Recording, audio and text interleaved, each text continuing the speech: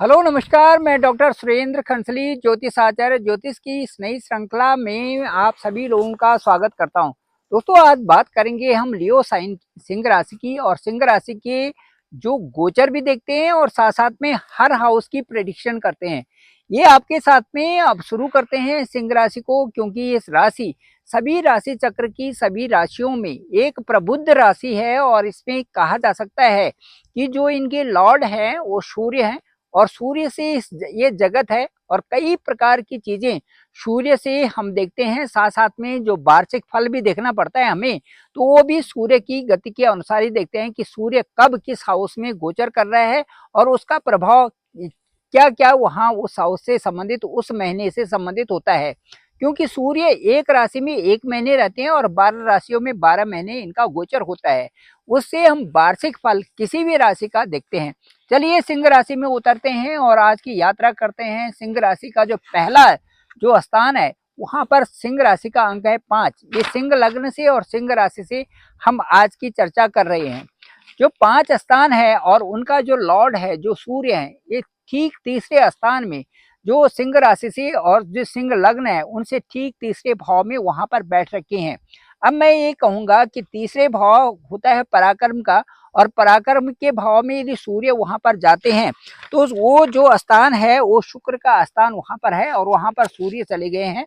तो इससे क्या होगा कि अच्छा एक पराक्रम बढ़ेगा, क्योंकि तीसरे भाव के कारक भी सूर्य हैं। तो उस तीसरे हाउस में सूर्य का जाने का मतलब है कि जो जो ये सिंह राशि है, उस सिंह राशि के लोगों का पराक्रम बढ़ेगा, और वहां पर सूर्य का जाना एक बलवान, एक अच्छी स्थिति, पुष्ट स्थिति वहां पर बनती है।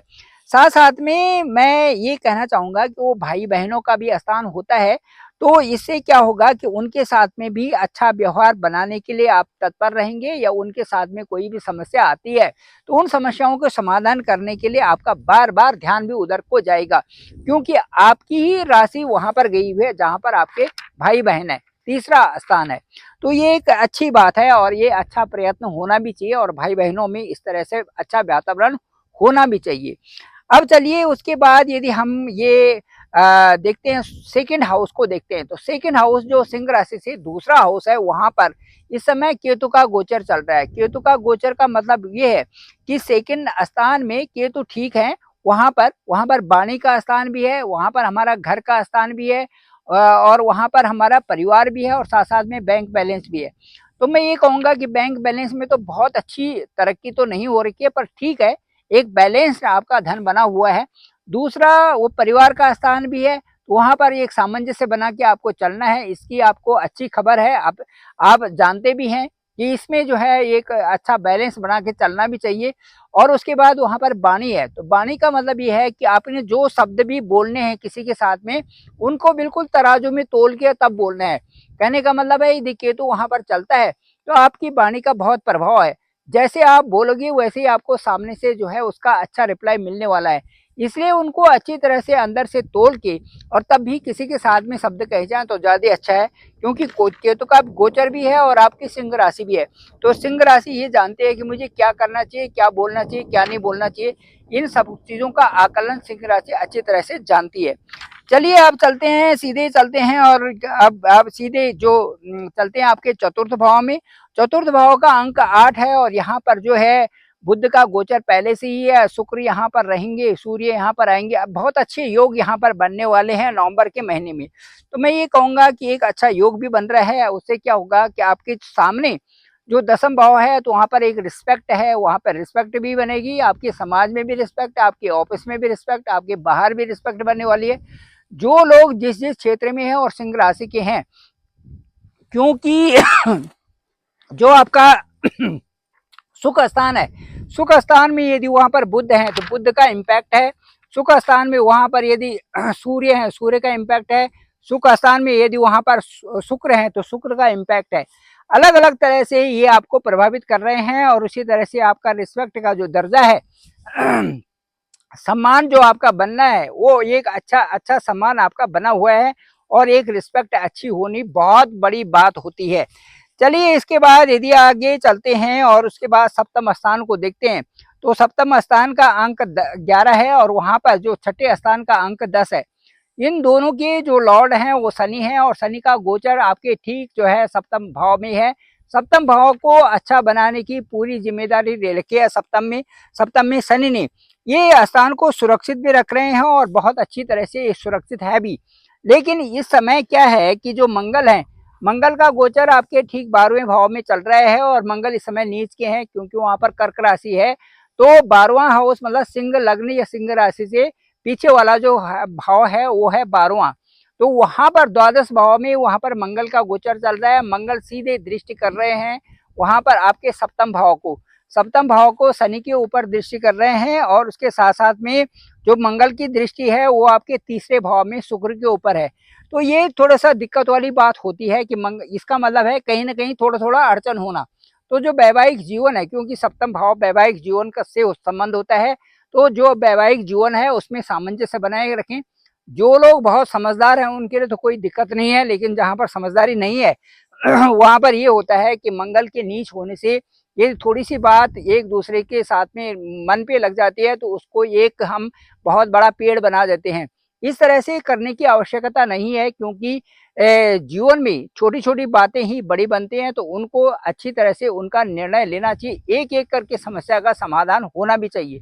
तो मंगल की दृष्टि सप्तम भाव में है, वहां पर शनि है, तो इसका थोड़ा ध्यान रखने वाली बात होती है।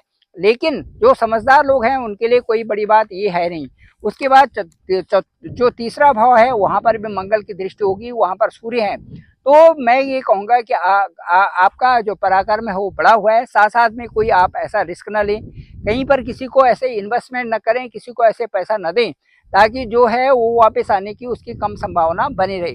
तो ये सारी चीजें हैं जो सिंह राशि के लिए मैंने आपको बताई। और मैं ये समझता हूँ कि 18 मई के बाद थोड़ा सा आपने राहु का जप भी करवाना है, ताकि कोई भी नई जो है समस्या न बने और समस्याओं का समाधान भी होता रहे। क्योंकि राहु अब उसके बाद क्या होगा कि राहु अभी अभी आपके अष्टम भाव में है। अष्टम भाव में भी अननेसरली कई प्रकार की हल्की फुल्की जो आपके परिवार से संबंधित कोई जमीन है, कोई और चीजें हैं, उनमें आपके पति से संबंधित जो जो ये जमीन उमीन का निपटारा है, आपके फ्लैट को निपटारा है, ये दूसरी चीजें जो आपने ले रखी हैं, कभी उनको कम दाम में जाना, ज्यादा दाम में जाना, इस तरह से ये समस्याएं बनी हुई है। कोई प्रॉपर्टी का एक दूसरे के नाम होना, इस तरह से इलीगल केसेस का होना, इस तरह से ये समस्याएं बनी रहती हैं राहु के अष्टम भाव में जाने में। तो अब ये जो राहु यहाँ से 18 मई को चले जाएंगे, पीछे के हाउस में जाते हैं, हमेशा जो है उल्टी चाल चलते हैं। तो राहु जाएंगे आपके सप्तम भाव में। सप्तम भाव में जाएंगे तो वहां पर थोड़ा राहु के जप करने जरूरी होते हैं। आपके अगले साल में मई के बाद राहु के भी जप कराएं तो ज्यादा अच्छा रहेगा। और इनके जप इसलिए करवाने चाहिए, जैसे जैसे ग्रह हैं, जैसे शनि से संबंधित हम कहते हैं कि भी तेल का अभिषेक करा दो, या तेल वहां पर चढ़ा दो, या तेल का दीपक जला दो, या पीपल के पेड़ के नीचे आप जो है दिया जलाएं। इसमें कोई हर्जा नहीं है, क्योंकि इससे एक्चुअली जो शनिवार होता है, शनि का होरा शनिवार को ही आता है, इसलिए शनि से संबंधित यदि उपाय होते हैं तो उसमें तेल का जो है विशेष विशेष प्रावधान है। तेल का दिया जलाना, तेल वहां पर शनि को अभिषेक कराना, ये सारी चीजें हैं। काले तिल रखना, इस तरह से। तो इनका क्या है, हमारे मन पे प्रभाव पड़ता है और अच्छा प्रभाव उससे होता है जब शनि की दशा चल रही है, या अष्टम भाव में राहु है, या अष्टम भाव में शनि है, इस तरह से ये चीजें चलती हैं। तो एक ये है। दूसरा ये है कि सूर्य, क्योंकि आपका सूर्य जो है आपकी राशि के लॉर्ड हैं, इस और तीसरे हाउस में जा रखे हैं और वहां पर नीच के भी हो रखे हैं। इसलिए बहुत अच्छा होगा कि आपको सूर्य जल रोज प्रातः काल दें, क्योंकि सूर्य तो हमारे एक प्रत्यक्ष देवता हैं। सुबह सुबह जब हम उठते हैं तो उन्हीं के दर्शन करते हैं, और ये बहुत अच्छा भी है। ये हमें डिसिप्लिन सिखाते हैं, और सूर्य जल चढ़ाने से हमारे अंदर एक डिसिप्लिन आता है जो कि हमारे लिए अच्छा ही है। तो ये सारी चीज़ें जो ये उपाय हैं ये बहुत कारगर भी होते हैं। इसके साथ साथ में उनके देवताओं से संबंधित यदि हम पूजा पाठ भी कराते हैं तो वो बहुत अच्छा होता है, और उससे शांति भी होती है और अच्छा दिनचर्या भी चलती है। Thank you very much. मैं डॉक्टर सुरेंद्र खंसली, ज्योतिष आचार्य। आज मैं डिस्क्रिप्शन पे मेरा नंबर है 9868280191। आप मुझे डायरेक्ट कॉल भी कर सकते हैं, मैं आपका कॉल पिक करूंगा। जानेंगे कि आपका हॉरोस्कोप क्या कहता है, आपकी कुंडली क्या कहती है, आपकी नवांश कुंडली क्या कहती है, आपका अष्टक वर्ग क्या कहता है, आपकी चलित कुंडली क्या कहती है, सबका निचोड़ लेकर के आपके साथ वार्ता होगी और वो वार्ता आपको बताई जाएगा कि इस तरह से आपके ग्रह गोचर चल रहे हैं और इनका प्रभाव ये है। तो जो बहुत नीडी लोग हों वो मेरे से संपर्क कर सकते हैं, मैं आपका कॉल पिक करूंगा और उसके बाद आपको बताऊंगा। थैंक यू वेरी मच, आप सभी लोगों का आभार, आप सभी लोगों का धन्यवाद। इससे पहले आप जरूर इस चैनल को सब्सक्राइब कर लीजिए, सब्सक्राइब जरूर करिए और लोगों को भेजिए ताकि इसकी जानकारी ज़्यादा से ज़्यादा लोगों को प्राप्त हो सके। आप सभी लोगों का धन्यवाद, आप सभी का आभार।